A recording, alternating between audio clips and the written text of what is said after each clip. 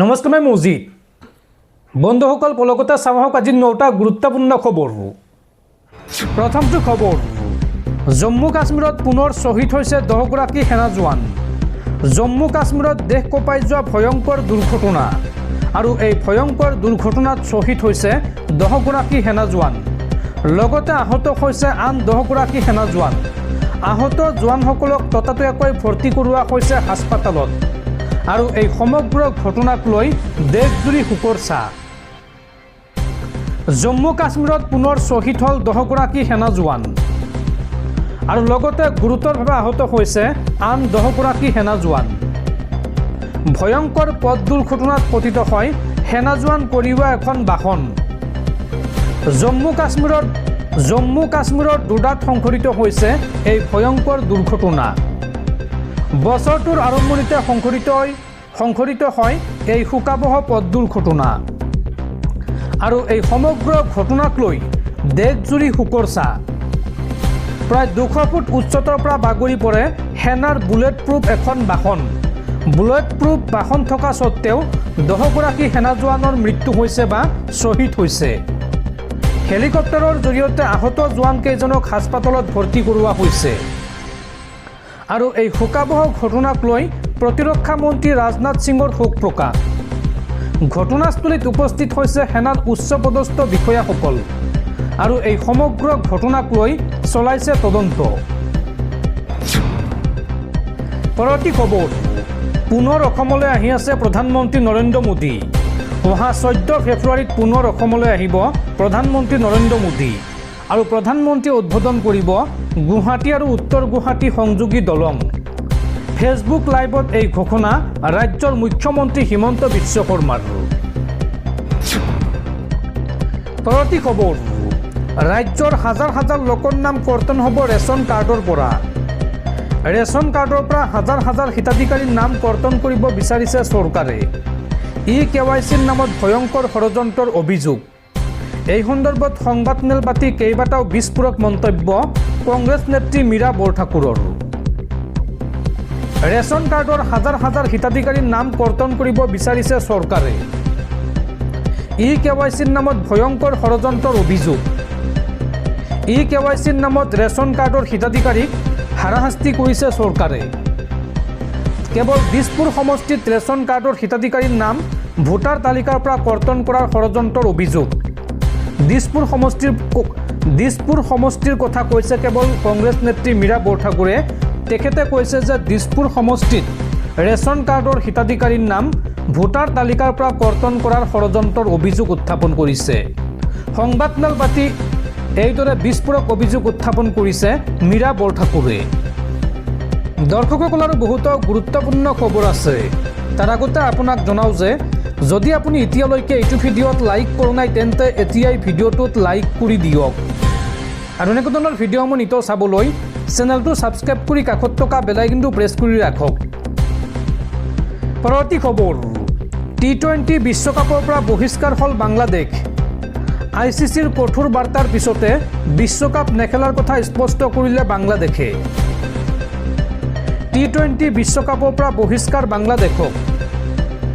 ICCৰ কঠোৰ সকীয়নিৰ পিছতে বাংলাদেশৰ সিদ্ধান্ত।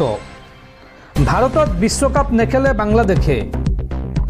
যদিহে ভাৰতত নেখেলে তেন্তে বিশ্বকাপৰ পৰা বাহিৰ হওক বুলি সকীয়নি দিছিল ICCয়ে। আৰু ICCৰ নিৰ্দেশৰ পিছতে আজি নিজৰ সিদ্ধান্ত স্পষ্ট কৰিলে বাংলাদেশ ক্ৰিকেট বোৰ্ডে। আৰু বাংলাদেশৰ সিদ্ধান্তক সমৰ্থন জনাইছিল একমাত্ৰ পাকিস্তানে। আৰু আওপকীয়াকৈ পাকিস্তানকো কঠোৰ বাৰ্তা দিলে ICCয়ে। ভাৰতৰ পৰিৱৰ্তে শ্ৰীলংকাত খেলিবলৈ মন মেলিছিল বাংলাদেশে। ICCক এই সন্দৰ্ভত পত্ৰ লিখিছিল বাংলাদেশে, কিন্তু বাংলাদেশ ক্ৰিকেট বোৰ্ডৰ অনুৰোধ ৰক্ষা নকৰিলে ICCয়ে। পৰৱৰ্তী খবৰ, ৰাজ্যত সম্পূৰ্ণৰূপে নিষিদ্ধ হ'ল গুটকা পান মছলা। নিষিদ্ধ হ'ল শিখৰ KP ৰজনীগন্ধা ছিগনেচাৰকে আদি কৰি গুটখা বিড়ি ধপাতজাত সামগ্ৰীৰ বিক্ৰী। কোনো দোকানত বিক্ৰী কৰিব নোৱাৰিব এইসমূহ সামগ্ৰী। সকলোকে আচৰিত কৰি চৰকাৰৰ ডাঙৰ সিদ্ধান্ত। ৰাজ্যত সম্পূৰ্ণৰূপে নিষিদ্ধ হ'ল গুটকা পান মছলা। নতুন বছৰত চৰকাৰে ল'লে ডাঙৰ সিদ্ধান্ত কোনো দোকানত বিক্ৰী কৰিব নোৱাৰিব নিষিদ্ধ গুটখা পেকেজিং ষ্ট'ৰেজ আৰু বিতৰণ আদিতো নিষেধাজ্ঞা জাৰি চৰকাৰৰ নতুন বছৰৰ আৰম্ভণিতে উৰিষ্যা চৰকাৰৰ এই সিদ্ধান্ত ৰাজ্যখনত তৎকালীনভাৱে বলবৎ হোৱাকৈ চৰকাৰে জাৰি কৰিছে এই নিষেধাজ্ঞা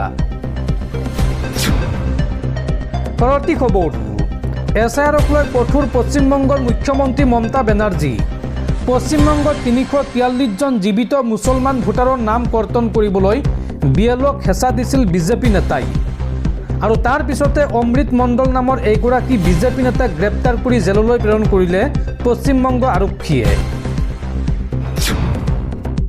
পৰৱৰ্তী খবৰ জুবিন গাৰ্গৰ ছিংগাপুৰত হত্যাকাণ্ডক লৈ তথ্য প্ৰমাণ আছে চাৰ্জশ্বিটত শীতল মস্তিষ্কৰে জুবিন গাৰ্গক হত্যাৰ সন্দেহ জুবিন গাৰ্গৰ হত্যাকাণ্ড সন্দৰ্ভত পোহৰলৈ আহিছে আৰু বহু তথ্য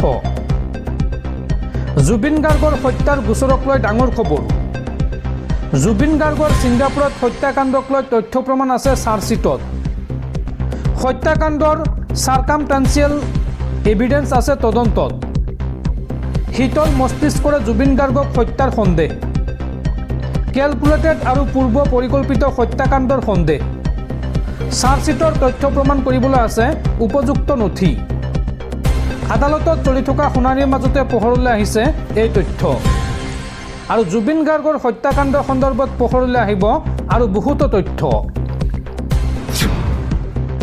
পৰৱৰ্তী খবৰ 18 বছৰ পাৰ কৰা সন্তানে পিতৃৰ পৰা বিচাৰিব নোৱাৰিব ভৰণ পোষণৰ ধন 18 বছৰৰ ঊৰ্ধৰ সন্তানক লৈ গুৰুত্বপূৰ্ণ ৰায়দান উচ্চ ন্যায়ালয়ৰ এক আবেদনৰ শুনানিৰ সময়ত এক গুৰুত্বপূৰ্ণ ৰায়দান এলাহাবাদ উচ্চ ন্যায়ালয়ৰ